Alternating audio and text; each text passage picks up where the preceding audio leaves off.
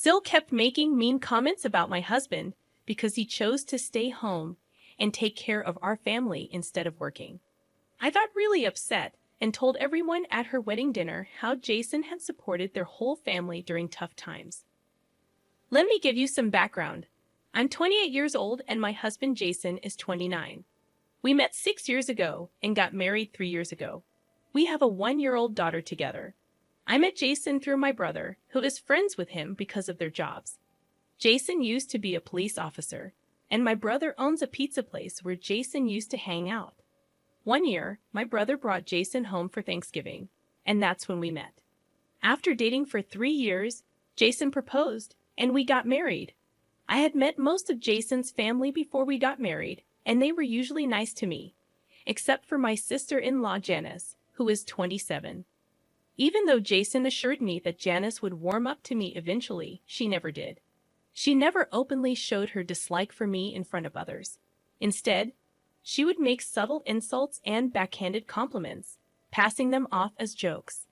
At first, it really bothered me, but after a while, I got used to it. I got used to ignoring Sil's mean comments because I didn't want to give her the satisfaction of seeing me upset. She never said anything rude when my husband Jason was around, probably because she didn't want to upset him. Jason knew about the tension between his sister and me and made sure I wasn't alone with her during family visits. I didn't want Jason to cut off his family because of Sil's behavior, so we just pretended everything was fine. We both tried to ignore Sil's comments, even though it wasn't easy. We didn't really have any other choice. Looking back, I wish I had spoken up instead of staying silent. I was worried about causing trouble or being seen as overly sensitive. But I couldn't stay quiet any longer, especially after what happened recently. Jason used to be a police officer, but he quit his job to be a stay-at-home dad a few months ago. I'm a working mom with a demanding job as a trauma surgeon. My husband and I were struggling to balance our careers with raising our daughter. Both of us had demanding jobs and couldn't spend much time at home. We relied on daycare and our parents to take care of our daughter when needed, but it didn't feel like enough. We felt like we were missing out on important time with her, and we worried she wouldn't have us around much as she grew up. About a year ago, my husband Jason and I had a serious talk about this. He decided to quit his job as a police officer so he could spend more time at home with our daughter. I didn't push him to make that choice, but he felt it was the right thing to do since I earned more money, and he believed it was fair for our daughter to have one of us around most of the time. I asked Jason countless times if he was sure about quitting his job to become a full-time dad. It was a big decision, and I wanted to be sure he wouldn't regret it or feel resentful toward me. But he reassured me that he was happy to take on this role. Even though he loved being a cop, he seemed genuinely content spending his days taking care of our daughter and managing the household. We talked about it recently, and he admitted that it was a bit challenging at first to adjust to being a stay-at-home dad after working for so long. But over time, he found it easier, especially because he could spend quality time with our daughter. He's really happy with how things have turned out. He used to dream of being a cop, but now his biggest dream is being a father, and I think that's pretty amazing.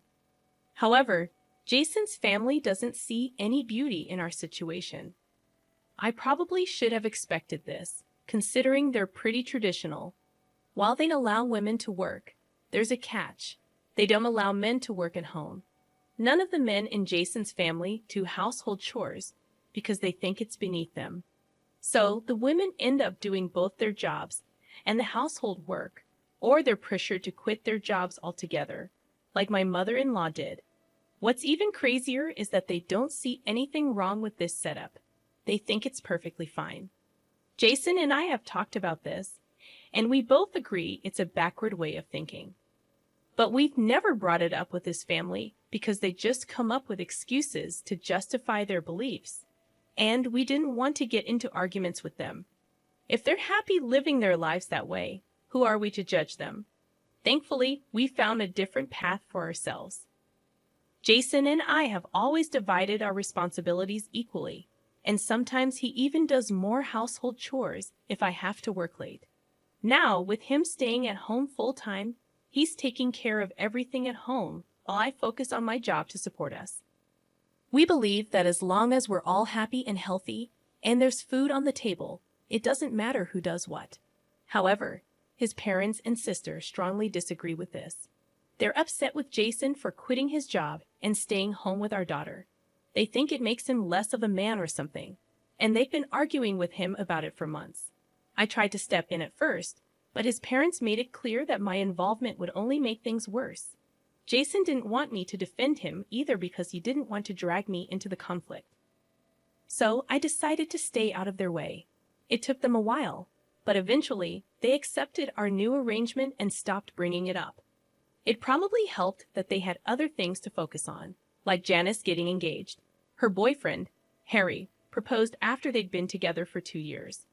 Everyone was so caught up in the excitement of the engagement that they pretty much forgot about Jason's situation for a while. We were grateful for the distraction because it meant we didn't have to deal with any arguments from his family about Jason staying home.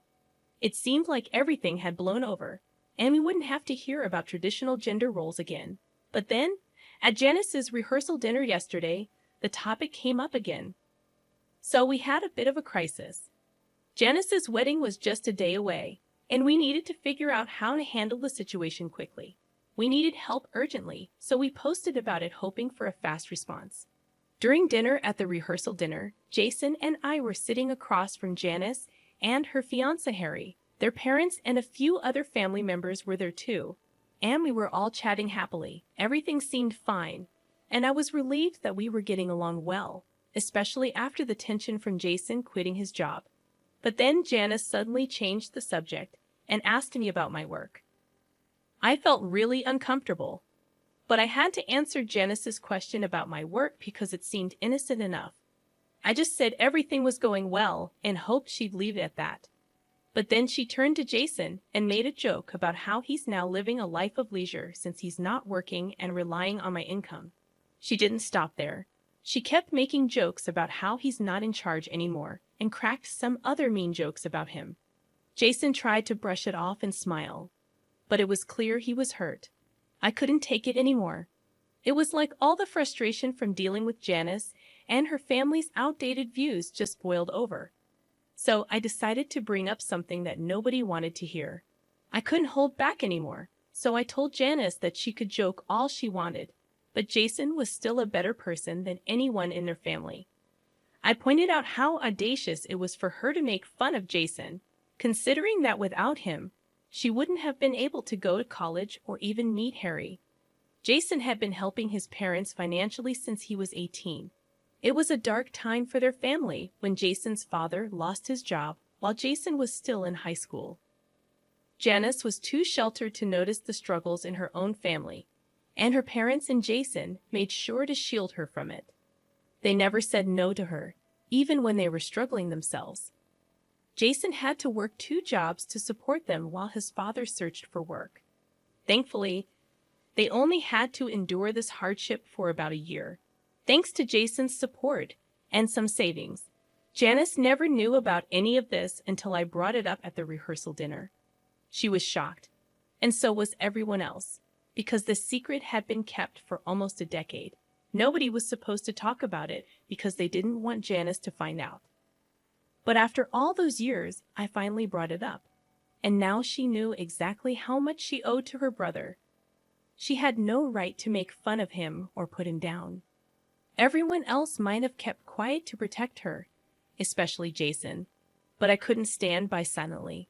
After I spoke up, there was just silence at the table. After a moment, Jason and I left, and we walked back to our hotel room without saying a word. Even when we got there, we didn't discuss what had happened at dinner. I knew it would become a big deal, and so did Jason. But his silence told me he didn't think I did anything wrong, so there was no need to talk about it further. The next morning, when I woke up to the sound of knocking on our door, and it was Jason's parents. They wanted to talk to me right away. After they came in and we all sat down, they got straight to the point. They told me that the family wanted me to apologize to Janice. They felt that what I said at dinner was something they had kept from her for a long time, and it wasn't right for me to bring it up. They said it wasn't my place to say those things to her, and it had ruined the atmosphere of the evening. They also mentioned that Janice was just joking around with Jason like siblings often do, and now she was upset and couldn't stop crying, and it was all because of me. I realized I had no justification for getting so defensive and revealing such a big secret, knowing the impact it would have on their family. Janice was feeling incredibly guilty and kept apologizing to her parents, realizing she had been a burden on them without even realizing it. Her parents explained that she was having a total breakdown, which is exactly why they never wanted her to know the truth about their past struggles. They believed she was emotionally fragile and wouldn't be able to handle it, and her reactions seemed to confirm their fears. Now they want me to apologize to Janice and the rest of the family for my outburst and tell her I didn't mean what I said. I have until the end of the day to decide, but they want me to resolve things before her wedding tomorrow. There's a 1-day gap between the rehearsal dinner and the wedding, so she has time for her friends to arrive. It's fortunate that I have until the evening to decide what to do. Jason believes I shouldn't apologize because I was just standing up for him, and Janice has always been rude to me, so it's time I stood my ground. I've been leaning towards the same viewpoint. However, with Janice's wedding coming up tomorrow, I don't feel good about potentially causing her to have a breakdown right before her big day. Most of her family members think I owe her an apology, but I know their opinion is biased. Even Jason's opinion might be influenced by our situation. So I've turned to Reddit for a neutral perspective. I brought up how my husband helped his family in the past because Janice kept making fun of him for being a stay-at-home father. Update 1. It's evening now, and I've read the comments. I've decided I don't need to apologize for anything. Jason and I are packing up to leave because it would be awkward if I don't apologize and still go to Janice's wedding tomorrow. We're going to tell his parents we're leaving, because it wouldn't be right to just disappear without saying anything. Jason and I discussed this earlier, and he thinks it's the right thing to do. Janice has always been rude and insensitive, and it's time she faces the consequences. Jason's family has been difficult to deal with since he quit his job. He expected them to support him, but they haven't. They make him feel bad for wanting to spend time with his daughter. We knew that they had old-fashioned views about work and household chores, but we hoped they would change. Since they haven't, it's their fault if we stop talking to them. We're happy with our lives, and if they can't be happy for us, we don't want them around. They've been negative and critical of us for months, and we don't need that kind of energy in our lives. So we stood up for ourselves because we had enough. Jason's parents didn't like it and called us selfish, saying we needed to consider how our actions would affect Janice's wedding. They thought our absence would cause a scene and take the attention away from her. Janice herself showed up after hearing the argument. She said it was okay if we didn't come to the wedding, and actually preferred it that way. But then she accused me of being selfish and trying to ruin her wedding. We ended up arguing, which wasn't great, but it gave us a reason to leave without more drama. They didn't try to stop us, which was a relief. We just want to focus on our own lives now. We might forgive them if they apologize, but that seems unlikely. Right now, we're just happy to be home with our daughter. Jason's playing with her while I write this. Our family feels perfect, no matter what anyone else thinks. Hey everyone, this update is a day after the wedding, which we didn't attend. Apparently, there was a lot of talk about us, mainly from Janice herself. It's funny because her parents were worried our absence would make the day about us, but Janice made it about us anyway. She told distant relatives about our argument, making a big deal out of it. Some people are reaching out to Jason for details, wanting to be part of the drama. We're staying out of it and being vague in our responses. We don't want to stoop to their level and get into more fights. Janice loves drama, and we don't want to give her more. We're ignoring everyone and trying to take the high road, even though they talked about us behind our backs. We just want to move on and leave the drama behind.